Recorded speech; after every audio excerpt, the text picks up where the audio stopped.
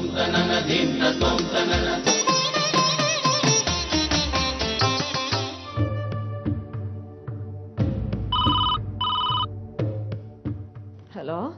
Hello, ನಮಸ್ಕಾರಮ್ಮ. ನಮಸ್ಕಾರ. ಯಾರು? ಇನ್ಮೇಲೆ ನಿಮ್ಮ ಮಗಳು ನಿಮ್ಮನೇಲೇ ಇರ್ತಾಳಂತೆ. ಯಾರು ನೀವು? ಯಾರಾದ್ರೆ ಏನಮ್ಮ, ನನ್ನ ಮಾತಿಂದ ನಿಮ್ಗೆ ಕೆಟ್ಟದಾಗದೆ ಇದ್ರೆ ಅಷ್ಟೇ ಸಾಕಲ್ವಾ? ಅದೆಲ್ಲ ನಿಮ್ಗೆ ಯಾಕೆ?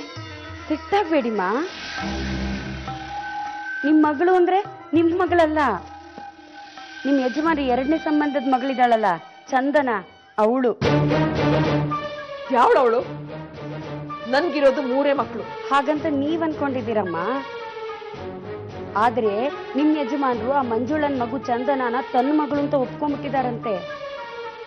ಇದೆಲ್ಲ ಚೆನ್ನಾಗಿರಲ್ಲ ಅಲ್ವಾ ಅಮ್ಮ? ಯಾವಳ್ರಿ ಅವಳು ಮಂಜುಳಾ? ಅವಳನ್ನ ಇವತ್ತೇ ಓಡಿಸ್ಬಿಡ್ತೀನಿ. ಕೇಳ್ತಿರೋದೆಲ್ಲ ನಿಜಾನ? ಏನು ಅಂತ ಕೇಳಿದ್ರೆ ತಾನೇ ನಿಜನ ಸುಳ್ಳು ಅಂತ ಗೊತ್ತಾಗೋದು. ಆ ಮಂಜುಳಾನ ಅವಳ ಮಗುನು ತಂದು ಇಲ್ಲೇ ಇಟ್ಕೊತಿದ್ದೀರಂತೆ.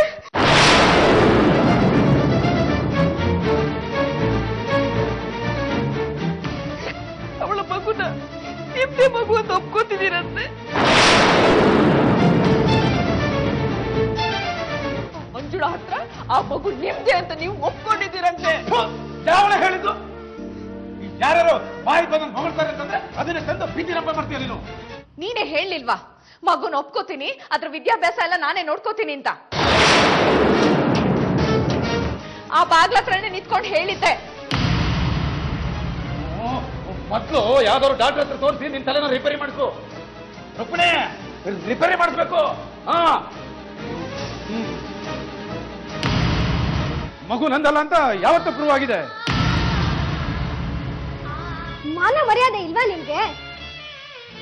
ದಿನಕ್ಕೊಂದೊಂದು ಕತೆ ಕಟ್ಟಿ ನಾಟಕ ಮಾಡ್ತಿದ್ಯಲ್ಲ, ಅಸಹ್ಯ ಆಗಲ್ಲ ನಿನ್ಗೆ?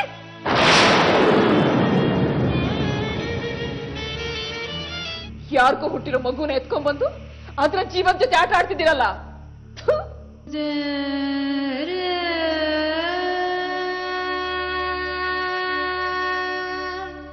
ಬೆಳಿಗ್ಗೆ ನಿನ್ ಮಾವನೇ ಬಂದು ಚಂದುನ ನನ್ನ ಮಗಳು ಅಂತ ಒಪ್ಕೋತೀನಿ ಅಂತ ಹೇಳ್ದ. ಮನುಷ್ಯ ಬದಲಾಗಿದ್ದಾನೆ, ಒಳ್ಳೆ ಬುದ್ಧಿ ಬಂದಿದೆ ಅಂತ ಅನ್ಕೊಂಡೆ. ಆದ್ರೆ ರಾತ್ರಿ ಗಂಡ ಹೆಂಡತಿ ಸೊಸೆ ಎಲ್ರು ಸೇರ್ಕೊಂಡು ನನ್ನನ್ನು ಬೈದ್ರು, ನನ್ನ ಮಗುಗೂ ಅವಮಾನ ಮಾಡಿದ್ರು.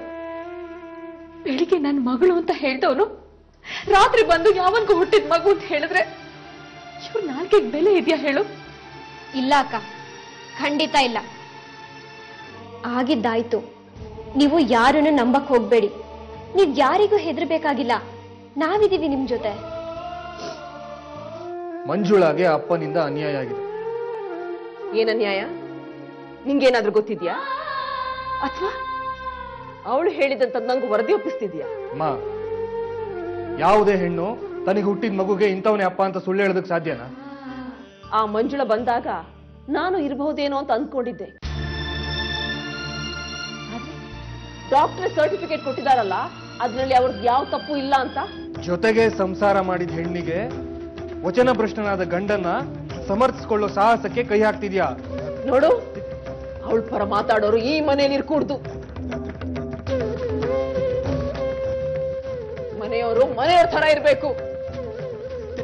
ನಿನಗೂ ಅನ್ವಯಿಸುತ್ತೆ, ಆ ಅರ್ಚನಾಗೂ ಅನ್ವಯಿಸುತ್ತೆ.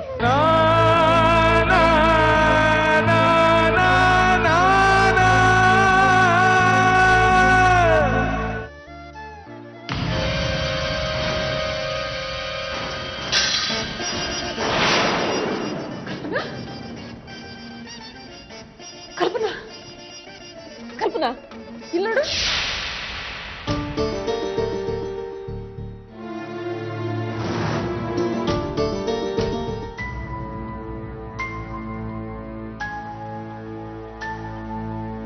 ಇನ್ಮುಂದೆ ತಿಂಗಳಿಗೊಂದ್ಸತಿ ನನ್ನ ಕ್ಲಿನಿಕ್ಗೆ ಬಂದು ಪರೀಕ್ಷೆ ಮಾಡಿಸಿ. ಆಗ್ಲಿ ಡಾಕ್ಟ್ರೆ. ಡಾಕ್ಟ್ರೇ, ಇನ್ನೂ ಅರ್ಥ ಆಗ್ಲಿಲ್ವಾ? ನಿನ್ ಸೊಸೆಗೆ ಈಗ 3 ತಿಂಗಳು.